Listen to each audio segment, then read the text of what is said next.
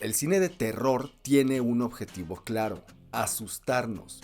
Puede hablar del miedo, la culpa, el deseo, la soledad, y cuando nos hace pensar que el monstruo se parece mucho a nosotros, la experiencia se vuelve mucho más impactante. En un panorama saturado de franquicias, recuelas, secuelas, remakes y precuelas de remakes de secuelas, sí, Hollywood parece un árbol genealógico de pueblo chico, de pronto aparecen películas pequeñas con ideas grandes. Pasó, por ejemplo, con Backrooms, Haz que regrese y Obsesión, proyectos nacidos del ecosistema de YouTube que demostraron que la correcta ejecución de una buena idea sigue valiendo más que cualquier presupuesto. Y eso es justamente lo fascinante del cine de terror independiente.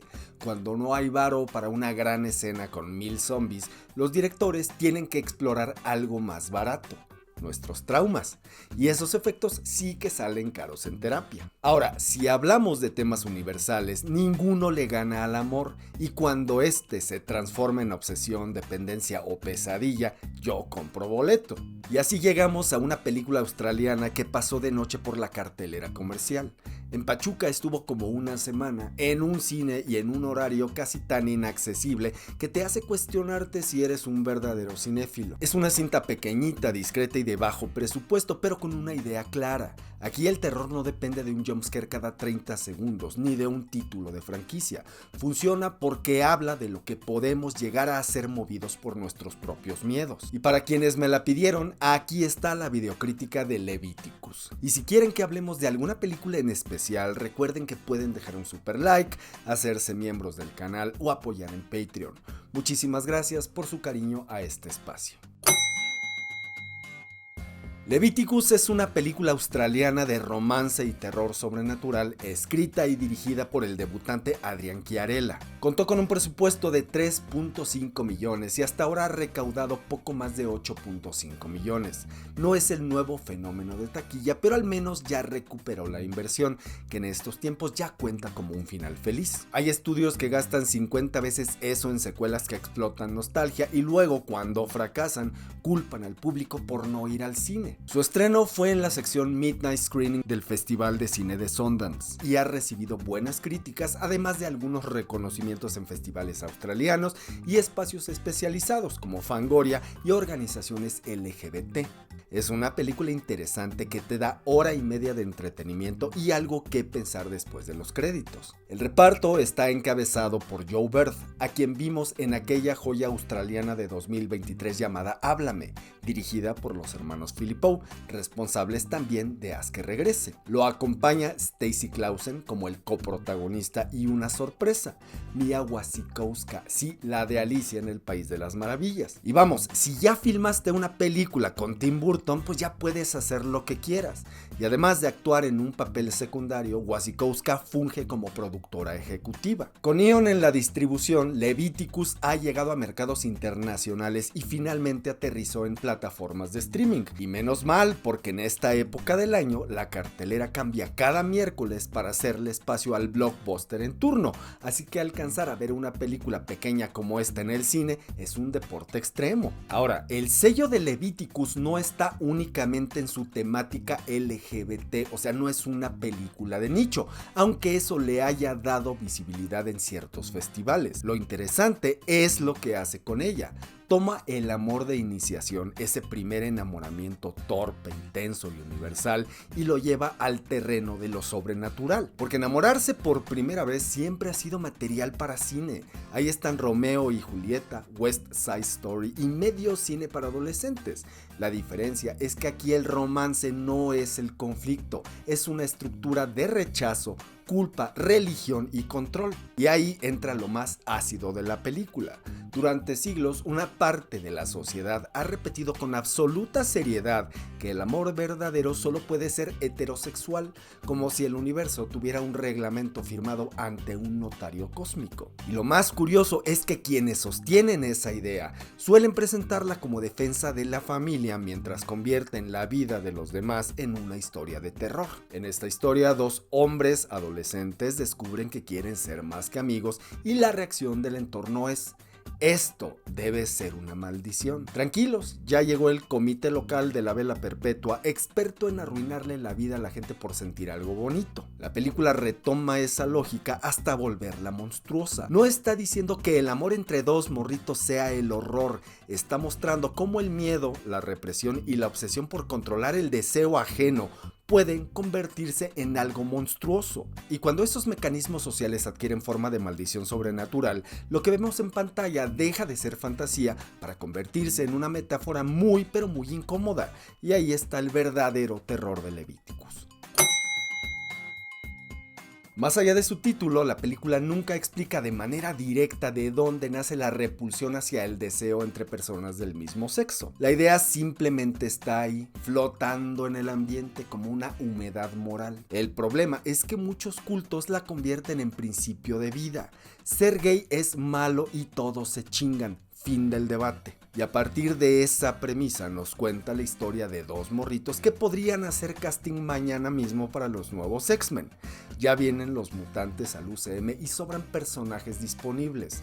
Los dos son fotogénicos, tienen química, actúan chingón y la cámara los quiere. El problema es que estos dos personajes viven en un pueblo industrial y conservador a niveles extremos, donde un beso entre dos hombres parece una amenaza mayor que la contaminación, el desempleo, el alcoholismo o la violencia.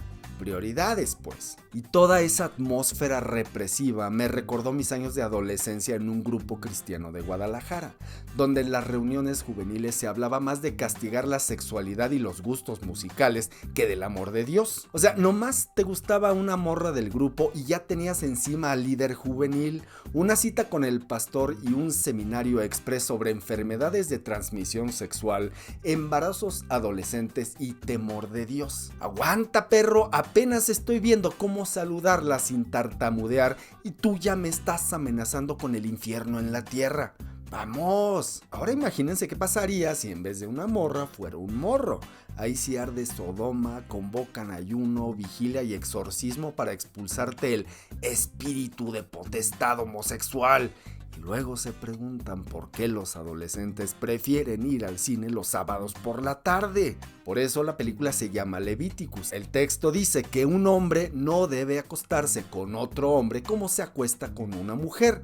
Lo considera una abominación y remata con pena de muerte para ambos. Un código bastante duro para una sociedad que también tenía reglas detalladísimas sobre tejidos y sacrificios animales. Históricamente esas normas pertenecen al llamado Código de Santidad, cuyo objetivo era diferenciar a los antiguos israelitas de los pueblos vecinos. Hoy existen interpretaciones que sostienen que esos pasajes responden a un contexto cultural específico o a prácticas de la antigüedad, mientras que algunos sectores religiosos conservadores los leen como una prohibición moral universal y vigente. Y justamente de ese choque nace el conflicto central de esta película. Después de la muerte de su padre, Naim se muda con su madre Arlene a Victoria, este pueblo industrial gris evangélico y bastante feo. Y cuando digo feo, me refiero a que parece diseñado en una junta de urbanismo deprimente. El director aprovecha muy bien esa estética para construir una sensación de opresión constante. Ahí Naim conoce a Ryan, el chico popular de la escuela, la definición de masculinidad tradicional.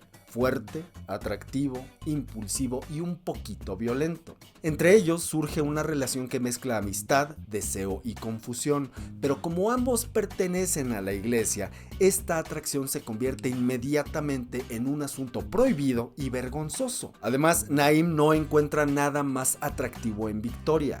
No se siente en casa y ni siquiera tiene claro qué le pasa.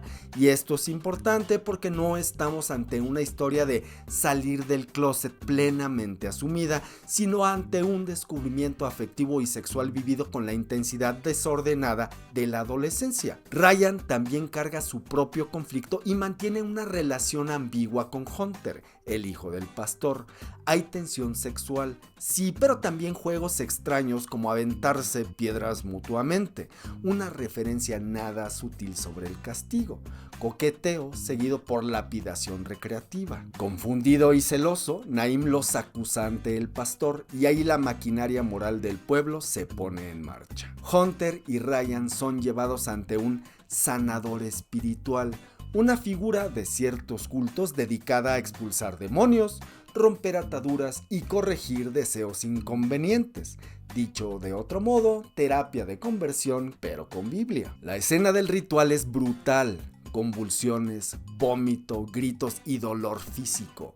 Un espectáculo mórbido presentado como acto de amor. Y claro, el tratamiento funciona y desde ese momento los morritos ahora serán perseguidos por una entidad sobrenatural que adopta la apariencia de la persona que más desean. Y ahí está la gran idea de la película, la infatuación convertida en tortura.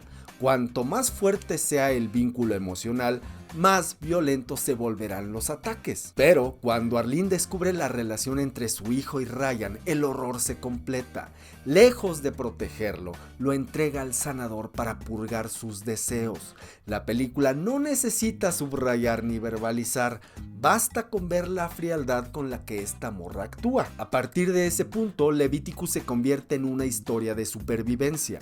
Naim y Ryan deberán enfrentar tanto a la entidad sobrenatural como a los prejuicios del pueblo y las creencias que intentan convencerlos de que su amor merece castigo. Y ahí es donde la película deja de ser solo terror para convertirse en una metáfora incómoda sobre el daño que puede provocar una comunidad cuando decide que el deseo ajeno es un problema que debe corregirse. Sí, una pequeña gran película de terror. Más allá de su crítica directa a las terapias de conversión, Leviticus es una película de terror bien conceptualizada y bien ejecutada. No estamos ante el fenómeno comercial del año ni ante la gran revolución del género, pero sí frente a una cinta con una manufactura notable, tanto en guión como en puesta en cámara. Los referentes están ahí. Películas como Hereditary, The Babadook, It Follows, La Bruja y Carrie, es decir, terror psicológico. Culpa, represión, familia disfuncional y dolor convertidos en monstruos. No inventa un lenguaje, trabaja dentro del canon y lo hace muy bien. De hecho, el núcleo dramático podría funcionar fuera del contexto LGBT porque el guión utiliza al monstruo como metáfora. El ente toma la forma de la persona amada y convierte el deseo en una amenaza física. La culpa toma cuerpo, te mira a los ojos y te pone en tu madre. La diferencia es que al tratarse de horror queer, esta metáfora adquiere un peso específico. La represión religiosa, la homofobia y el rechazo familiar dejan de ser subtexto para convertirse en el motor del conflicto. Con elementos como atmósferas opresivas, un pueblo cerrado, una comunidad dogmática y un ritual, la película construye una historia reconocible en la que el verdadero horror no está en el demonio, sino en la gente convencida de que está salvando almas. Y aquí viene lo divertido. Leviticus sigue el manual del terror moderno página por página. Empieza con la clásica escena de impacto, en este caso una morra en una alberca pública que muere de forma brutal. Esa secuencia tiene una función específica, decirte que el monstruo existe y no viene a dialogar. Si la escena inicial funciona, ya tienes tu boleto emocional para el resto de la película. El género lleva décadas aplicando esta receta y sigue funcionando. Luego conocemos al protagonista, su dolor, sus objetivos y sus conflictos. Y aquí hay un acierto importante. Esta película se toma tiempo para construir a Naim y a Ryan antes de lanzarlos al infierno. Después llega la maldición. Da igual si es por accidente, un objeto maldito o un ritual, la regla es la misma. A partir de ese momento alguien ve cosas horribles y nadie le cree. Porque si en una película de terror el primer adulto dice te creo, vamos a llamar a los cazafantasmas, ahora tienes tarea para rellenar 40 minutos de trama con otra cosa. El siguiente paso es también obligatorio, la investigación. Los protagonistas descubren que esto ya le pasó a otra persona. Exige elementos indispensables: carretera, árboles y un dron. O sea, el demonio siempre está en un pueblo, un hospital psiquiátrico, una granja o un convento. El chiste es que esté en otra localidad y que tengas que viajar en carretera. Cuando encuentran a la víctima anterior, la escena termina como dicta la tradición: gritos, insultos, desesperación y una revelación crucial. Información obtenida y viaje de retache. Perfecto. Luego viene el punto de no retorno. En Leviticus, cuanto más intenso es el deseo, más violentos son los ataques. O sea, hormonas convertidas en sistema de combate sobrenatural. Sí, Freud estaría fascinado. Y claro, después llega el giro obligatorio. Alguien no es quien aparenta ser. Revelación, separación del grupo y protagonistas enfrentando el horror por separado, porque el cine de terror odia profundamente la comunicación efectiva. Entramos entonces al clímax. El demonio ataca, el protagonista recuerda una pista y descubre una debilidad.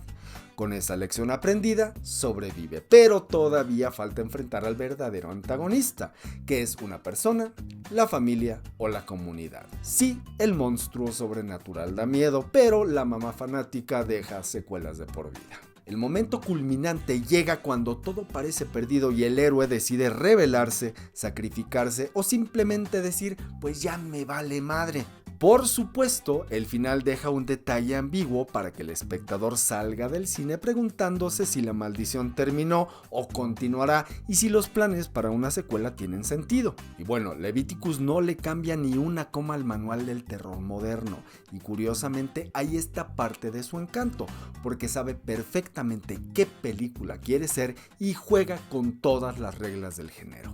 Para mí, su gran acierto está en la construcción de los personajes y la manera frontal, brutal y nada complaciente con la que aborda la terapia de conversión. No hay metáforas ni discursos endulzados. La violencia espiritual se muestra como violencia real. La dirección es sólida, genera tensión cuando tiene que hacerlo y mantiene un aire de poesía visual, porque no es únicamente un cuento de maldiciones, también es una historia de amor adolescente en la que la idea de dos contra el mundo adquiere tintes trágicos. ¿Es buena? Sí. ¿Es imperdible? No necesariamente, pero demuestra que el cine de género todavía puede contar historias honestas, dolorosas y emocionalmente potentes sin depender del susto fácil. Y al final deja una idea incómoda. Cuando quienes deberían protegerte son quienes te dañan, el terror deja de ser fantasía, se vuelve experiencia humana. Y ahí es donde Leviticus alcanza su dimensión más perturbadora. Y estas son las lecciones que nos deja Leviticus. El chivato, la rata, el chismoso, el antagonista perfecto para cualquier historia de amor prohibido. Cupido lanza flechas y el chismoso manda notas al líder de la congregación. El castigo divino puede llegar en forma de ángel exterminador o de una pandilla de fanáticos religiosos convencidos de que te están haciendo un favor. No sé cuál da más miedo. Las serpientes han sido utilizadas por siglos como símbolo de la maldad. Pobres, no saben de pecado ni de terapias de conversión, pero cargan con toda la mala fama. Una tradición del cine de terror que parece inquebrantable es la de usar adultos para papeles de adolescentes de 17 años. No importa si ya se ven de 20 y tantos, si andan en bicicleta y usan mochila, por supuesto están en segundo de prepa. Si tu mamá te dice, lo hago por tu bien, cuidado, porque en Leviticus esa frase viene acompañada de oración, imposición de manos y una maldición de por vida. El demonio de esta película no castiga el amor, castiga la culpa que otros te enseñan a sentir por amar.